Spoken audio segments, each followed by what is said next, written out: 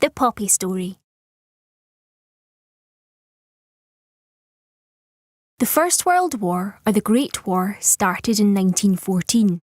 The British Empire and their allies, France, Russia, Italy, and America, fought a war against Germany, Austria-Hungary, and the Ottoman Empire. Millions of men joined the British armed forces and went to fight in the war. The conditions were terrible, and millions were killed or injured. Those that did return home would never be the same again.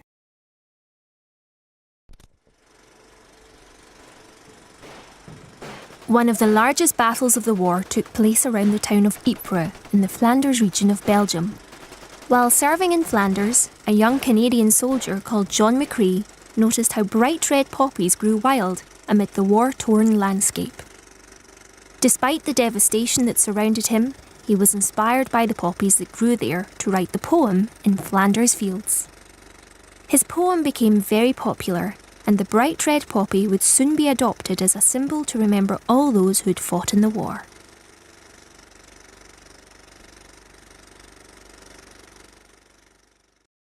The First World War ended at 11 o'clock in the morning on the 11th of November, 1918. This was the 11th hour of the 11th day of the 11th month. The war had lasted over 4 years. The 11th of November every year is called Remembrance Day or Armistice Day. After the war ended, people started making paper poppies to sell. They sold poppies to raise money to help the millions of sailors, soldiers and airmen who were coming home from the war. These people are called ex-servicemen and women, or veterans. On Remembrance Day, people wear a poppy, and at 11 o'clock in the morning, the same time the war officially ended in 1918, there is a 2-minute silence. This is for people to remember all the veterans who have served their country in a war, not just the First World War. Remembrance Day happens every year around the world. The poppy isn't the same everywhere. Some countries use different designs for their poppy. In England, Wales and Northern Ireland, the poppy has 2 petals and a leaf. But in Scotland, the poppy has 4 petals and no leaf. All the poppies sold in Scotland are made in the Lady Haig's Poppy Factory in Edinburgh. The factory was founded in 1926 by Lady Haig, the wife of Field Marshal Douglas Haig, who was the commander of the British Army in France during the First World War. When the factory first opened, all the poppies were handmade by just 2 ex-servicemen with some red paper and a pair of scissors. Today, there are over 40 ex-servicemen with disabilities who work in the factory.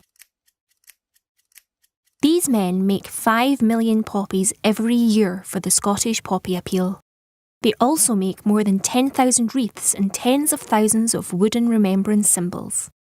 These include Christian crosses, Muslim crescents, Sikh khandas, the Jewish Star of David, and a symbol for humanists. All the poppies are still made by hand, although a machine now cuts out the poppy shape. The ex-servicemen make 2 types of poppy: a poppy with a green plastic stem and a stick-on poppy. When all the poppies have been made, they're packaged up with collecting tins for the money, then sent to our volunteers all over Scotland. Every village, town and city in Scotland has volunteers who donate their time for free to sell poppies in their local area. Poppies are sold in lots of places. You can find them in shops, supermarkets, offices, schools, factories, churches and hospitals. Volunteers collect the money made from selling poppies. They also hold fundraising events like jumble sales, cake sales and races to raise even more money. Thanks to their hard work, our volunteers raise millions of pounds from the people of Scotland every year. All the money that's made helps ex-servicemen and women in need after serving in the Navy, Army or Air Force. We also help their families, their wives, husbands, partners and children. We help with house repairs, wheelchairs and specially adapted vehicles to help them live in their own homes for longer. We also give money so they can retrain, start their own businesses, or grow an existing business. And we give advice, information and support to deal with any problems that may be encountered along the way, helping them rebuild their lives. All this from a tiny poppy.